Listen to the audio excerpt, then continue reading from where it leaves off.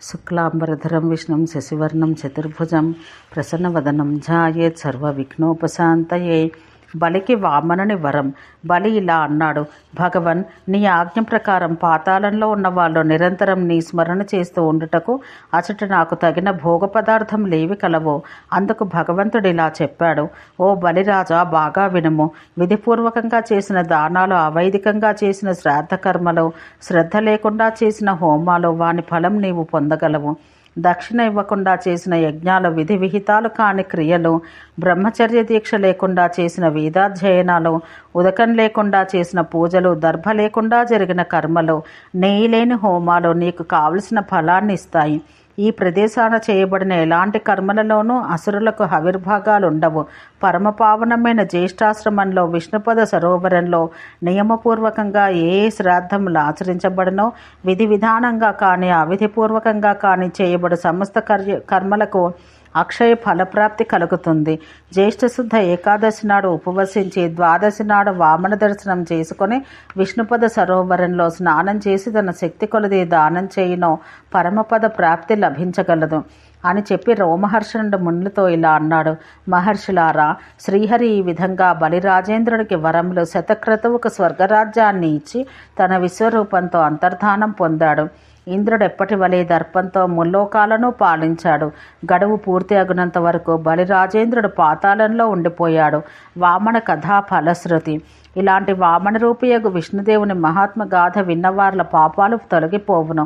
బలి ప్రహ్లాదుల సంవాదం, బలి శుక్రాచార్యుల మంత్రాలోచనం, బలి వామనదేవుల చరిత్రము స్మరించిన వార్లకు ఎటువంటి ఆధులు, వ్యాధులు, మనోవ్యధులు కలగవు. అధికారం, రాజ్యం కోల్పోయిన వారికి తత్ప్రాప్తి, వియోగిజనులకు ఇష్టజనుల సమాగమం ఈ కథాశ్రవణం చేయు మానవులకు లభించగలవు. బ్రాహ్మణులకు వేద విద్య, క్షత్రియులకు భూమి విజయం, వైశ్యులకు ధన సమృద్ధి, శూద్రులకు సుఖప్రాప్తి కలుగును. శ్రీ వామనదేవుని మహత్య శ్రవణం వలన సర్వపాపాలు నశించును. సరస్వతీ నది ఉత్పత్తి. ఋషులు రోమహర్షణను ప్రశ్నించారు: కురుక్షేత్రం గుండా ప్రవహించే నదుల్లోకెల్లా ఉత్తమమైన సరస్వతీ నది ఎలా పుట్టింది? సరోవరంలో చేరి తన తటాన అనేక తీర్థాలు నెలకొల్పి దృశ్యాదృశ్య గమనంతో ఈ పవిత్ర స్రోతస్విని పశ్చిమాభిముఖంగా ఎలా ప్రవహించింది? అతి ప్రాచీనమైన తీర్థముల వంశక్రమం అంతా మాకు వివరంగా చెప్పండి. మునుల ప్రశ్నకు లోమహర్షణుడు ఇలా బదులు చెప్ప ప్రారంభించాడు: స్మరణ మాత్రాన్ని సర్వపాపాలు పోగొట్టున్నది, అతి ప్రాచీనమైనది, ఉత్తమమైనది అయిన సరస్వతి ప్లక్షవృక్షం నుంచి ఉద్భవించింది. వేల పర్వతాలను చీల్చుకుంటూ ఆ మహానది తన పుణ్యజలాలతో ద్వైతవనంలోకి చేరింది. మార్కండేయ కృత సరస్వతీ స్తుతి. ప్లక్షవృక్షంలో ఉండగా ఆమెను చూసిన మార్కండేయ మహాముని శిరస ప్రణామం చేసి ఆ దేవుని స్తోత్రం చేశాడు: దేవి, నీవు సర్వలోక జననివి, మంగళమూర్తివి అయిన దేవమాతవు. సదసద్రూపమైనదంతయు మోక్షదాయి అయినది అర్థవంతమైన పదం ఏదైతే కలదో అదంతయు యోనిలో సర్వం విహితమైనట్లు నీలో గర్భితమై ఉన్నది. అక్షరమైన పరబ్రహ్మతత్వం, క్షరాత్మకమైన విశ్వం అంతయో పరాశక్తివకు నీలో ఇమిడి ఉన్నది. దారువులో అగ్నివలే భూమిలో గంధగుణం మాదిరి అనంతమైన జగత్తు బ్రహ్మతత్వంలో నీలో నిండి ఉన్నది.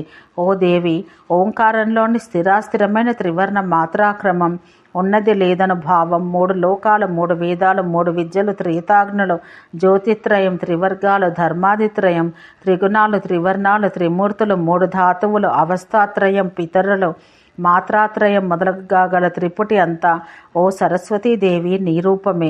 పరతత్వం యొక్క విభిన్న దర్శనాలన్నీ సనాతనివగు నీలీలలేనమ్మా. ఓ దేవి, బ్రహ్మవాదులకు వారు నిన్ను ఉచ్చరించిన మాత్రాన్ని సోమ, హవిస్, పాక యజ్ఞాలు చేయగలుగుతున్నారు.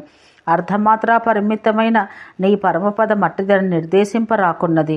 అది అవికారి, అక్షయమైనది, దివ్యమైనది, సర్వ పరిణామరహితమైనది. అట్టి నీ దివ్య రూపాన్ని నేనే కాదు ఇతరులెవ్వరూ వర్ణింపజాలరు.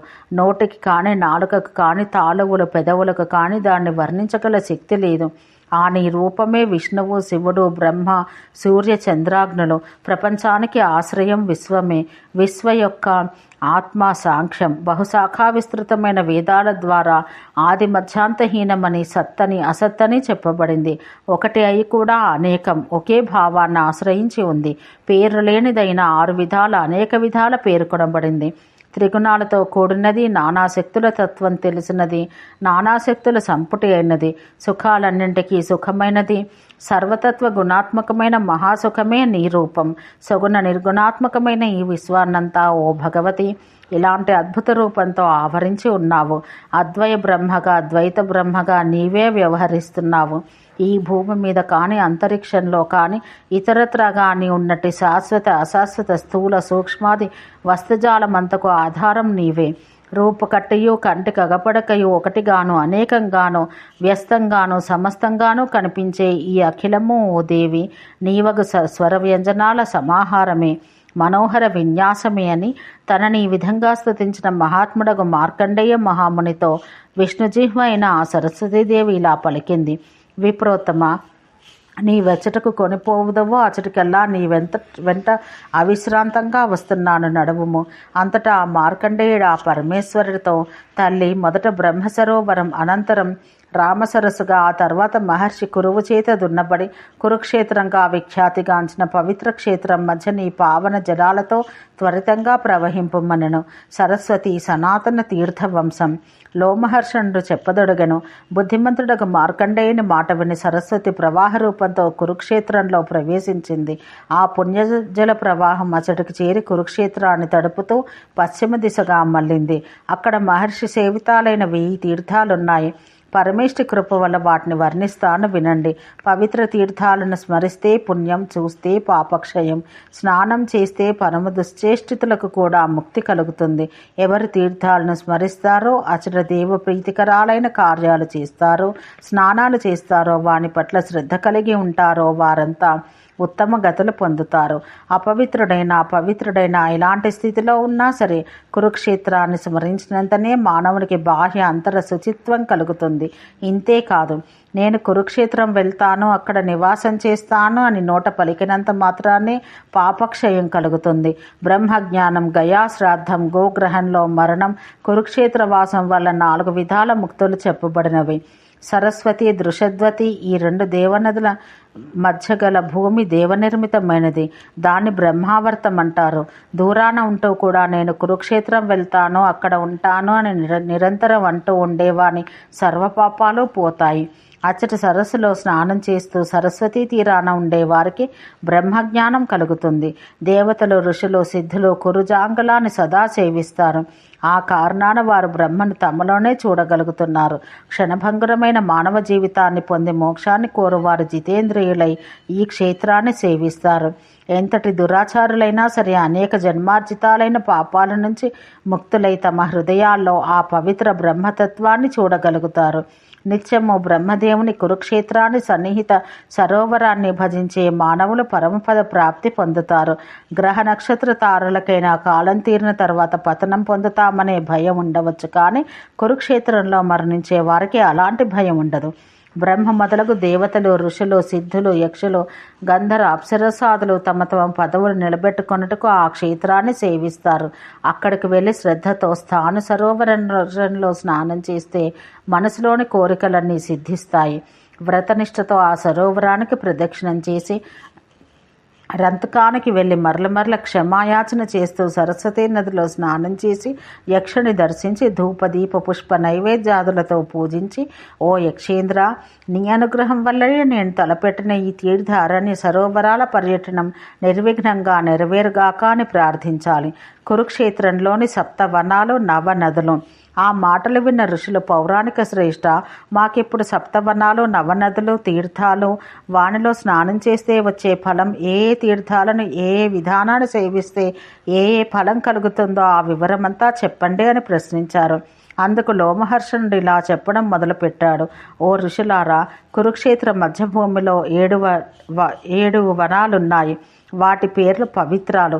అవి సర్వపాపాలను హరిస్తాయి. పవిత్రమైన కామ్యక వనం, అదితి వనం, వ్యాసవనం, ఫలకీవనం, సూర్యవనం, మధువనం, శీతవనం ఇవన్నీ సర్వకల్మషాలను హరిస్తాయి. ఇక నదులు సరస్వతి, వైతరణి, ఆపగ, గంగ, మధుస్రవ, వాసు, కౌశికి, దృషద్వతి, హిరణ్యవతి ఈ 9 నదులు పరమ పవిత్రాలు, సకల పాప నాశకాలు. వీటిలో సరస్వతి తప్ప మిగిలినవన్నీ వర్షాకాలంలో ప్రవహిస్తాయి. వర్షాకాలంలో కూడా వీటికి ఉదకానికి రజస్సుల దోషం అంటదు. అవి పవిత్రమైన జలాలు. అందుకు కారణం అక్కడున్న పుణ్యతీర్థాలు. మునులారా, ఇక ప్రేమతో మహిమాన్వితమైన తీర్థస్నాన ఫలం వినండి. వాటిని స్మరించినా లేక సమీపించినా సర్వకల్మషాలు నశిస్తాయి. మొదట యాత్రికుడు రంతకానికి వెళ్ళి మహాబలుడైన ద్వారపాలకుడు యక్షునికి మొక్కి తీర్థయాత్ర ప్రారంభించాలి. అక్కడి నుంచి అదితివనానికి వెళ్ళాలి. అక్కడే ఆ దేవమాత కఠోరమైన తపస్సు చేసి వామనుని పుత్రునిగా పొందింది. అచ్చట స్నానం చేసి అదితి దర్శనం చేసినచో సర్వదోష రహితుడు సూర్యుడు శతసూర్యకాంతి గల విమానం మీద తిరుగునట్టి పుత్రుడు కలుగును. అక్కడి నుంచి సవనం అనే ప్రసిద్ధి చెందిన విష్ణు స్థానానికి వెళ్ళాలి. అక్కడ ఎల్లవేళలా హరి సన్నిహితుడై ఉంటాడు. అక్కడి నుంచి విమల తీర్థంలో మునిగి విమలేశ్వరుని దర్శిస్తే నిర్మలమైన స్వర్గం రుద్రలోకం పొందవచ్చు. శ్రీహరిని బలరాముని ఒకే చోట ఆసీనులగట చూస్తే కలిదోషాలు వదిలి ముక్తి పొందవచ్చు.